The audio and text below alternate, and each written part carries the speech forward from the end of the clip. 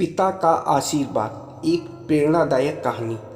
गुजरात के खंबात के एक व्यापारी की यह सत्य घटना है। जब मृत्यु का समय निकट आया तो पिता ने अपने एकमात्र पुत्र धर्मपाल को बुलाकर कहा कि बेटा, मेरे पास धन संपत्ति नहीं है कि मैं तुम्हें विरासत में दूं, पर मैंने जीवन भर सच्चाई और प्रामाणिकता से काम किया है, तो मैं तुम्हें आशीर्वाद देता हूँ कि तुम जीवन में बहुत सुखी रहोगे और धूल को भी हाथ लगाओगे तो वह सोना बन जाएगी।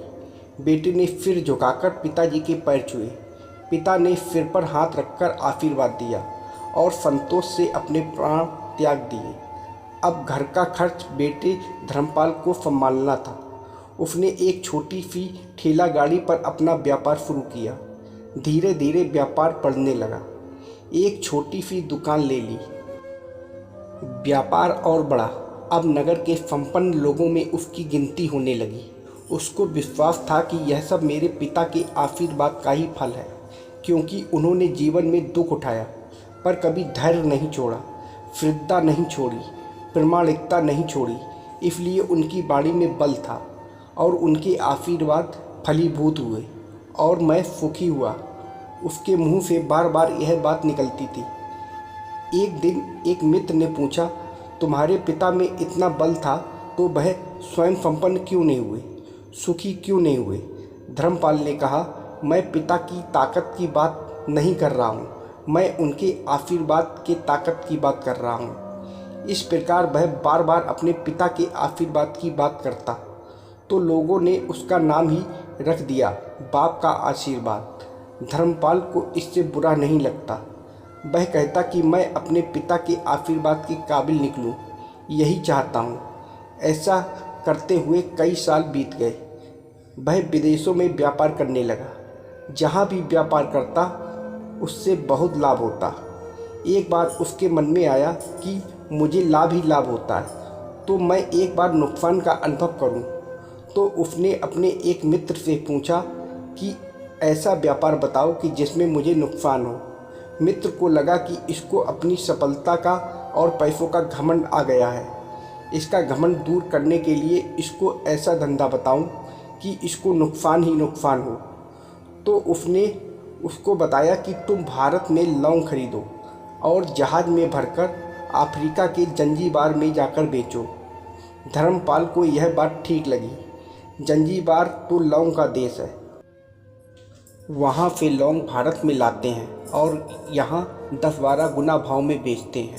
भारत में खरीद करके जंजीबार में बेचे तो साफ नुकसान सामने दिख रहा है, परंतु धर्मपाल ने तय किया कि मैं भारत में लौंग खरीद कर जंजीबार खुद लेकर जाऊंगा, देखूं कि पिता के आशीर्वाद कितना साथ देते हैं। नुकसान का अनुभव लेने के लिए उसने भारत में लौंग खरीदे और जहाज़ में भरकर खुद उनके साथ जंजीबार द्वीप पहुंचा।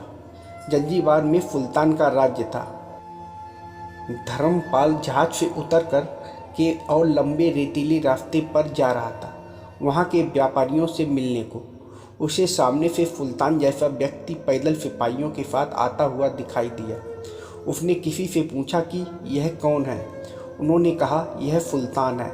सुल्तान ने उसको सामने देखकर उसका परिचय पूछा। उसने कहा, मैं भारत के गुजरात के खंबात का व्यापारी हूँ और यहाँ पर व्यापार करने आया हूँ। सुल्तान ने उसको व्यापारी समझकर उसका आदर किया और उससे बात करने लगा। धर्मपाल ने देखा कि सुल्तान के पास सैकड़ों सिपाही हैं, परंतु उसके हाथ में तलवार, बंदूक आदि कुछ भी न होकर बड़ी बड़ी छलनियाँ हैं। उसको आश्चर्य हुआ।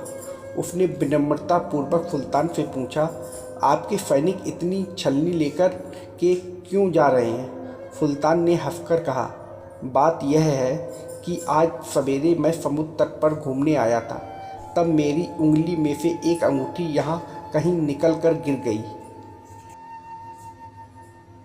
अब रेत में अंगूठी कहाँ गिरी पता नहीं, तो इसलिए मैं इन सैनिकों को साथ लेकर आया हूँ। यह रेत छानकर मेरी अंगूठी उसमें से तलाश करेंगे। धर्मपाल ने कहा, अंगूठी बहुत महंगी होगी। सुल्तान ने कहा, नहीं, उससे बहुत अधिक कीमत वाली अनगिनत अंगूठी मेरे पास है, पर वह अंगूठी एक फ़कीर का आशीर्वाद है। मैं मानता हूँ कि मेरी सल्तनत इतनी मजबूत और सुखी उस फकीर के आशीर्वाद से है, इसलिए मेरे मन में उस अंगूठी का मूल्य सल्तनत से भी ज़्यादा है। इतना कह करके सुल्तान ने फिर पूछा, बोलो सेठ, इस बार आप क्या माल लेकर आए हो? धर्मपाल ने कहा कि मैं लौंग। सुल्तान के आश्चर्य का ठिकाना नहीं रहा। यह तो लौंग का ही देश है सेठ, यहाँ लौंग बेचने आए हो? किसने आपको ऐसी सलाह दी? जरूर वह कोई आपका दुश्मन होगा।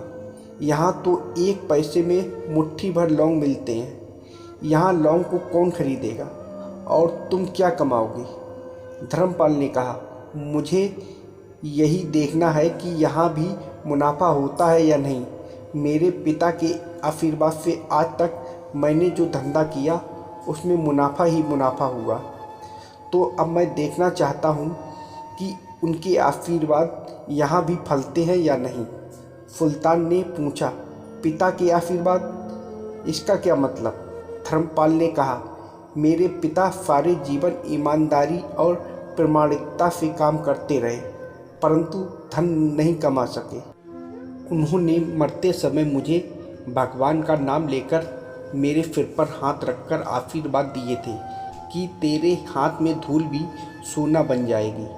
ऐसा बोलते बोलते धर्मपाल नीचे झुका और ज़मीन की रेत से एक मुट्ठी भरी और सम्राट सुल्तान के सामने मुट्ठी खोलकर उंगलियों के बीच में से रेत नीचे गिराई तो धर्मपाल और सुल्तान दोनों का आश्चर्य का पार नहीं रहा।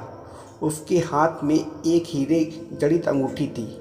यह वही सुल्तान की गुमी हुई अंगूठी थी। अंगूठी देखकर सुल्तान बहुत प्रसन्न हो गया। बोला, वाह खुदा, आपकी करामात का पार नहीं। आप पिता के आशीर्वाद को सच्चा करते हो। धर्मपाल ने कहा, फकीर के आशीर्वाद को भी वही परमात्मा सच्चा करता है। सुल्तान और खुश हुआ, धर्मपाल को गले लगाया और कहा, मांग सेठ, आज तू जो मांगेगा मैं दूंगा। धर्मपाल ने कहा, आप 100 वर्ष तक जीवित रहो और प्रजा का अच्छी तरह से पालन करो, प्रजा सुखी रहे, इसके अलावा मुझे कुछ नहीं चाहिए। सुल्तान और अधिक प्रसन्न हो गया। उसने कहा, सेठ, तुम्हारा सारा माल मैं आज खरीदता हूँ और तुम्हारी मुँह मांगी कीमत दूंगा। इस कहानी से शिक्षा मिलती है कि पिता के आशीर्वाद हों तो दुनिया की कोई ताकत कहीं भी तुम्हें पराजित नहीं होने देगी। पिता और माता की सेवा का फल निश्चित रूप से मिलता है। आशीर्वाद जैसी और कोई संपत्ति नहीं।